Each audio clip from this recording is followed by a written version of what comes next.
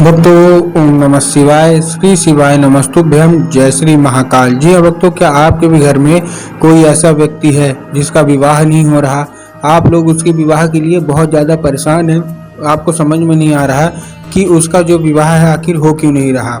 हर एक चीज़ सही चल रही होती है, हर एक चीज़ ठीक ठाक चल रही होती है, लेकिन अंत में आके कुछ ना कुछ ऐसा होता है जिसके कारण जो उसका विवाह है ना, वो होता होता रह जाता है। तो ऐसे में कौन सा उपाय करें ताकि जो उसका विवाह है वो अवश्य रूप से हो जाए।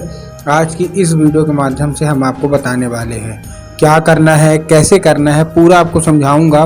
उपाय ध्यान से सुनिएगा, अच्छे से करिएगा। अगर आपने आज का ये उपाय ध्यान से सुन के अच्छे से कर लिया तो अवश्य रूप से है कि आपके एक जीवन में जो भी है, चाहे वो आपका लड़का हो चाहे वो आपकी लड़की हो, जिसका भी विवाह नहीं हो रहा ना, अवश्य रूप से उनका विवाह होगा ही होगा। देखिए, आपने बहुत ज़्यादा पंडितों को दिखा लिया, आपने बहुत ज़्यादा तांत्रिकों को दिखा लिया, कुंडली मिलवा ली, लेकिन फिर भी उसका विवाह नहीं हो रहा, तो पूरा का पूरा उपाय ध्यान से सुनिएगा। देखिए, पूज्य गुरुदेव की जो कथा होती है ना, जैसे कि आपको पता होगा कि पूज्य गुरुदेव की कथा में लाखों की भीड़ आती है। आप सबको पता होगा ठीक कि गुरुदेव की कथा में क्या होती है, लाखों की भीड़ होती है ठीक।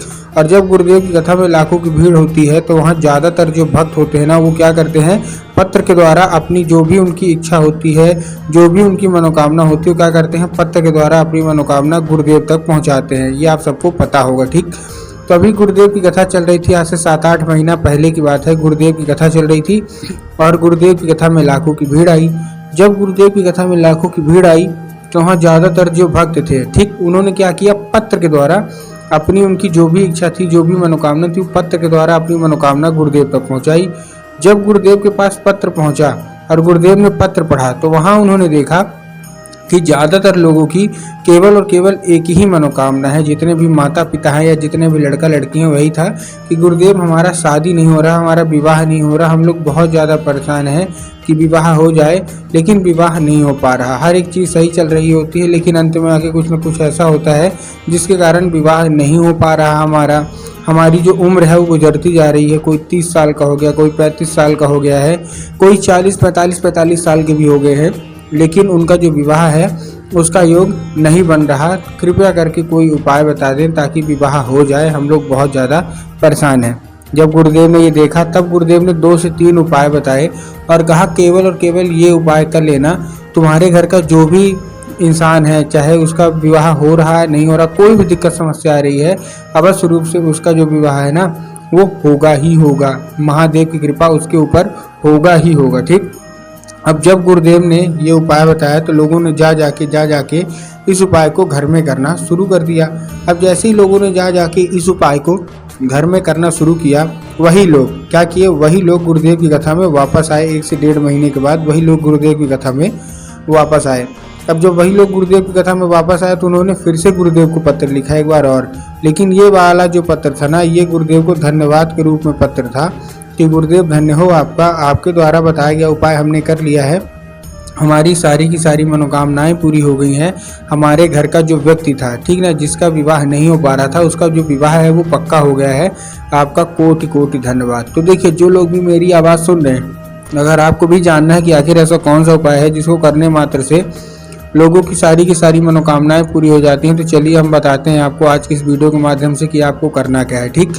लेकिन उससे पहले चैनल पे अगर पहली बार आए हैं और आवाज़ मेरी पहली बार सुन रहे हैं तो वीडियो कर दें लाइक और चैनल को भी कर लें सब्सक्राइब, ताकि पूजनीय पंडित प्रदीप जी मिश्रा के रोज़ नए नए उपाय जो कि मैं उनकी कथा से सुनता हूँ, श्रवण करता हूँ, सबसे पहले मैं आपको प्राप्त करा सकूँ ठीक। तो देखिए, जो हमारा सबसे पहला उपाय है वो 3 काली मिर्च और 1 धतूरे का उपाय है। अब इस उपाय को आपको करना कैसे, ये उन्हीं को करना है जिसका विवाह नहीं हो पा रहा है, जितने भी उपाय बताऊंगा ठीक है। आपको क्या करना है, आपको 3 काली मिर्च ले लेना और 1 धतूरा लेना है। अब देखिए, काली मिर्च और काली तिल में बहुत सारे लोग कंफ्यूज हो जाते हैं कि हमको काली मिर्च लेना है कि काली तिल लेना है। तब गुरुदेव ने साफ साफ बताया है कि आपको क्या लेना है, आपको लेना है काली मिर्च, उसके साथ साथ आपको 1 धतूरा लेना है। धतूरा अच्छा हरा होना चाहिए, कहीं से भी खराब नहीं होना चाहिए, कहीं से खंडित नहीं होना चाहिए, क्योंकि बहुत सारे लोग खंडित चीज़ें ले लेते हैं और महादेव गुरुदेव बताते हैं कि महादेव जितना जल्दी प्रसन्न होते हैं उतना जल्दी वो क्रोधित भी हो जाते हैं। तो आपको महादेव को क्रोधित तो बिल्कुल भी नहीं करना ठीक है। तो आपको करना क्या है, देखिए, सबसे पहले आपको 3 काली मिर्च और 1 धतूरा लेना और पहुंच जाना है सीधा सीधा शिव मंदिर। अब शिव मंदिर पहुंचने के बाद आपको करना क्या है, दक्षिण दिशा में खड़े होना है और दक्षिण दिशा में खड़े होने के साथ साथ आपका जो चेहरा होगा वो उत्तर की ओर होने वाला है। ठीक, तो देखिए पहुंच गए। अब बहुत सारे लोग दक्षिण और उत्तर में कंफ्यूज हो जाते हैं कि अरे दक्षिण क्या है, उत्तर क्या है, हमको थोड़ा साफ साफ बताइए। तब गुरुदेव ने साफ साफ बताया कि आप जिस भी शिव मंदिर जा रहे हैं उस शिव मंदिर के जिधर जलाधारी होगा ना, आपको अपना चेहरा उधर साइड करके खड़े हो जाना है। ठीक, खड़े हो गए। खड़े होने के बाद आपको करना क्या है, जैसे आप खड़े हो गए, खड़े होने के बाद आपको एक नाम लेके, कौन सा, महादेव का बहुत ही सुंदर सा नाम है, कौन सा, श्रम्भेश्वर महादेव।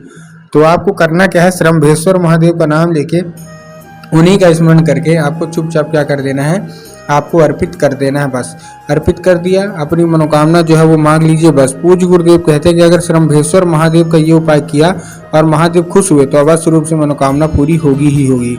ये था पहला उपाय। अब जो हमारा दूसरा उपाय है, दूसरा उपाय किस चीज़ का है, आपको इस उपाय में आपको 11 लाल फूल लेने हैं। ठीक, 11 लाल फूल आप कोई से भी ले सकते हैं, गुलाब के ले लीजिए, गुड़हल के ले लीजिए, जो भी आपको पसंद है आप ले लीजिए। एक चीज़ का ध्यान रखना है कि जो फूल है वो फूल मतलब एक किस्म का होना चाहिए। मतलब अगर आप 11 लाल फूल ले रहे हैं तो अगर आप गुलाब का ले रहे हैं तो केवल गुलाब के लीजिए, अगर आप गुड़हल का ले रहे हैं तो केवल आप गुड़हल के लीजिए। ये नहीं करना कि 2 फूल किसी और के ले लिए, 3 फूल किसी और के ले लिए, 4 फूल किसी और के ले लिए, ऐसा आपको बिल्कुल भी नहीं करना है। जो लेना है एक बार में लेना है। ठीक, ले लिया। ये लेने के बाद आपको पहुंच जाना है सीधा सीधा शिव मंदिर। अब जैसे ही आप शिव मंदिर पहुंचेंगे, शिव मंदिर पहुंचने के बाद आपको करना क्या है, जैसे आप शिव मंदिर पहुंचेंगे, शिव मंदिर पहुंचने के बाद आपके दिमाग में आया होगा कि हम जाएंगे और जाके हम अर्पित कर देंगे। ठीक ना, कहाँ अर्पित कर देंगे, जाएंगे हम जाके अर्पित कर देंगे बाबा भोलेनाथ के ऊपर, जो कि गलत है। आपको बाबा भोलेनाथ के ऊपर अर्पित नहीं करना, आपको माता अशोक सुंदरी के ऊपर अर्पित करना है। अब देखिए, जिनको पता है कि माता अशोक सुंदरी की जगह कहाँ होती है उनका तो ठीक, लेकिन बहुत सारे ऐसे लोग हैं जिनको यही नहीं पता कि माता अशोक सुंदरी की जगह होती कहाँ है।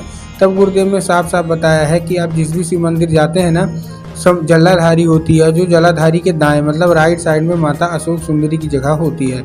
तो बस आपको करना क्या है, माता अशोक सुंदरी की जगह पे आपको चुपचाप क्या कर देना है, अर्पित कर देना है। बस अर्पित कर दिया, अपनी मनोकामना मांग के चुपचाप आ जाइए। ये था हमारा दूसरा उपाय। अब हम चलते हैं अपने तीसरे और आखिरी उपाय की ओर। तीसरे और आखिरी उपाय में आपको करना क्या है, लाल चंदन लेना है। लाल चंदन लेके पहुंचना है सीधा सीधा शिव मंदिर। अब जैसे ही शिव मंदिर आप पहुंचते हैं, शिव मंदिर पहुंचने के बाद आपको लाल चंदन माता अशोक सुंदरी की, जो मैंने आपको जगह बताई ना, अपने दाहिने हाथ की कोई एक उंगली से माता अशोक सुंदरी की जगह पे आपको 3 बार बिंदी के रूप में टीका लगा देना है। कितनी बार, 3 बार बिंदी के रूप में। ठीक, लगा दिया। लगाने के बाद अपना हाथ मत धुलिए, आप खड़े रहिए। उसके बाद जहाँ जहाँ आपने बिंदी लगा है आपको फिर उसी को टच करना है। 3 बार आपको फिर उसी को टच करिए और 3 बार टच करने के बाद वही उंगली लेके घर आ जाइए।